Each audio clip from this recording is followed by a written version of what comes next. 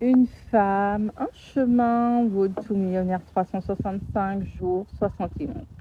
Alors, je voulais juste faire un petit update sur la vidéo que j'ai faite sur l'environnement et sur les 4 vidéos qui ont suivi. Alors, la dernière vidéo, je crois qu'elle s'intitulait Reconnaître, ce n'est pas s'excuser, il me semble. J'ai enregistré le jour 70, du coup, mercredi. Et aujourd'hui, on est dimanche. Donc, entre les 2 jours, en fait, enfin, entre les deux, 4 jours se sont écoulés. 4 jours pendant lesquels j'ai continué à processer, à observer et j'ai réalisé que comprendre d'où vient une réaction n'est pas la même chose, encore une fois, que vraiment d'accepter que de la subir sans rien dire. Une chose, regarder l'histoire de quelqu'un. Une chose, c'est de regarder, tu vois, l'histoire de quelqu'un avec compassion. Et l'autre chose, c'est de continuer à poser une limite avec la même clarté qu'avant. Les deux, en même temps, c'est la tendresse, en fait, pour l'histoire et la fermeté sur la limite. En tout cas, c'est comme ça que moi, j'ai processé. Et j'ai réalisé que souvent, on s'arrête, en fait, à l'étape 1. L'étape 1 qui est la tendresse, en fait, pour l'histoire. On comprend d'où vient le comportement de l'autre et on se dit que du coup, on n'a plus le droit de dire que ça nous fait mal, que ça nous blesse, qu'on est triste, etc. Alors que non, en fait. Non. Tu peux voir l'histoire de quelqu'un avec tendresse et pour autant continuer à dire ça, hors de question, je ne laisse plus passer. Une limite posée dans la colère, on sait qu'elle vacille en fait facilement. Ça n'a pas de sens. Une limite en fait posée après avoir compris les tenants et les aboutissants, c'est différent. Parce qu'elle reste là en fait tranquillement sans qu'on ait besoin de la répéter. Une limite en fait que tu viens à répéter tout le temps, c'est soit en fait tu l'as transmise d'un mauvais espace, ou soit la façon de communiquer ta limite n'a pas été très très claire, ou soit en fait tout simplement la façon dont tu l'as posée, elle n'a pas été comprise. Et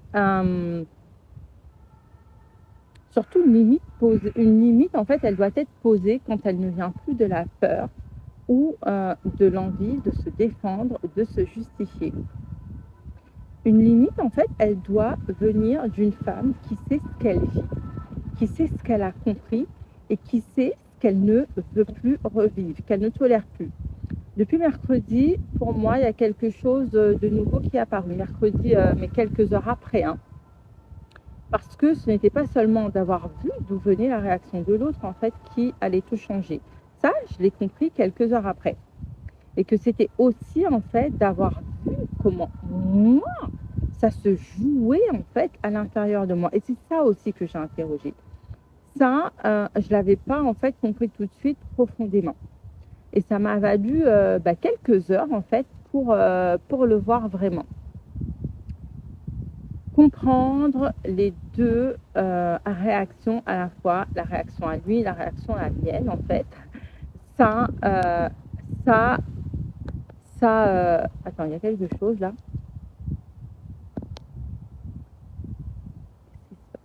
Ah, d'accord. Excusez-moi, il y avait juste un message. Je disais, comprendre sa réaction à lui et la mienne, en fait, ça n'a pas juste changé, ça n'a pas juste changé le regard, en fait, que j'avais sur la situation, parce que ça a littéralement, en fait, changé le cours de l'histoire. Pourquoi?